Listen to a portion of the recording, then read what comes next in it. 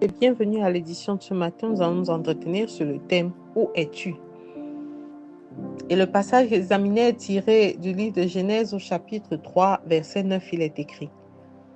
Mais l'Éternel Dieu appela l'homme et lui dit « Où es-tu » C'est une question que le Seigneur pose à Adam après qu'il lui ait désobéi. Ce n'est pas à dire que Dieu ne sait pas où il se trouve, géographiquement parlant. Le Seigneur est en train de lui poser la question afin qu'il sache qu'il est au courant de ce qu'il a fait. Le Seigneur sait où nous sommes, quel que soit l'endroit où nous nous trouvons. Il est celui qui sait tout. Il est celui qui est au courant de tout. Mais lorsqu'il pose cette question à l'homme, c'est pour pouvoir susciter une réponse de manière à réveiller quelque chose en lui. Adam avait péché contre Dieu. Adam avait désobéi au Seigneur.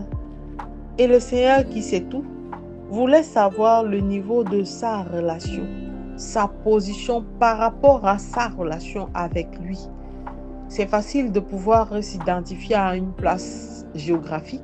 C'est facile de pouvoir se localiser, donner une référence par rapport à un lieu où on est. Mais lorsque Dieu te demande où tu es, bien-aimé, ce n'est pas par rapport, ça n'a rien à voir avec la région, avec une localisation, mais ça a à voir avec ta relation avec lui. Où tu es? Où en es-tu avec ta relation avec Dieu? Qu'est-ce que tu fais? Pourquoi penses-tu pouvoir te cacher? Pourquoi t'éloignes-tu de Dieu? Où es-tu renvoie à plusieurs grandes idées parmi lesquelles nous allons retenir 3. Où es-tu peut renvoyer à qu'est-ce que tu deviens? Parce que le Seigneur veut savoir ce que tu as fait du premier amour que tu lui as montré lorsque tu lui as montré la soif et la faim que tu avais de lui. Le Seigneur veut savoir où est-ce que tu en es dans ta relation avec lui et quels sont les objectifs que tu t'es donnés. Le Seigneur veut savoir qu'est-ce que tu fais de ta croissance personnelle, de ta croissance spirituelle. Qu'est-ce que tu fais? La deuxième question, c'est justement, qu'est-ce que tu fais? Qu'est-ce que tu fais de ta vie, de la vie qu'il t'a donnée? Qu'est-ce que tu deviens? Qu'est-ce que tu fais des talents et des dons qu'il a mis à ta disposition? Qu'est-ce que tu fais des visions qu'il t'a mis, de la feuille de route qu'il t'a donnée pour pouvoir arriver aux objectifs qu'il a fixés pour toi? Qu'est-ce que tu en fais? Et la toute dernière question, où est-ce que Dieu veut que je sois? Bien-aimé, où es-tu dans ta relation avec Dieu? Dieu veut-il que tu sois là où tu es exactement? Penses-tu être là où Dieu t'attend? Penses-tu être en train d'aller au moins sur le chemin sur lequel il t'attend? Il faut se poser des questions importantes en ce début d'année et se dire, Seigneur, je veux marcher sur tes pas, je veux être guidé, mais je ne sais pas, j'ai l'impression de ne pas savoir où je suis. Qu'est-ce que je deviens?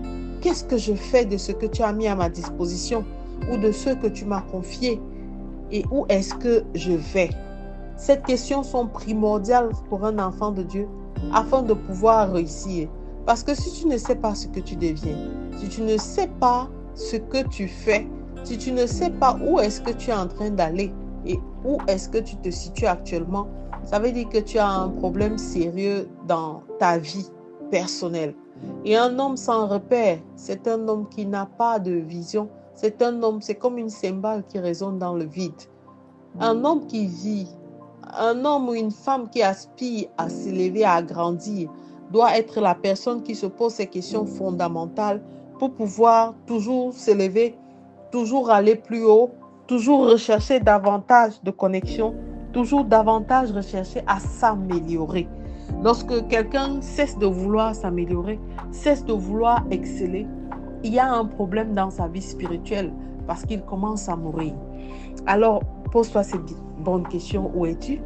Où es-tu renvoie à qu'est-ce que je deviens? Qu'est-ce que je fais? Est-ce que je suis là où le Seigneur veut que je sois? Et je te recommande de faire cette prière avec moi. Père éternel, je veux être là où tu m'attends, Seigneur. Dirige mes pas mon Dieu, afin que je marche vers le chemin que tu as préparé pour moi, depuis même avant que je ne sois née. Ne me laisse pas m'égarer, Seigneur, je t'en supplie. Au nom de Jésus-Christ, nous avons prié. Amen. Amen. Amen. Je te laisse, bien-aimé, en train de méditer tout au long de cette journée sur cette question. Que le Seigneur t'éclaire. Shalom.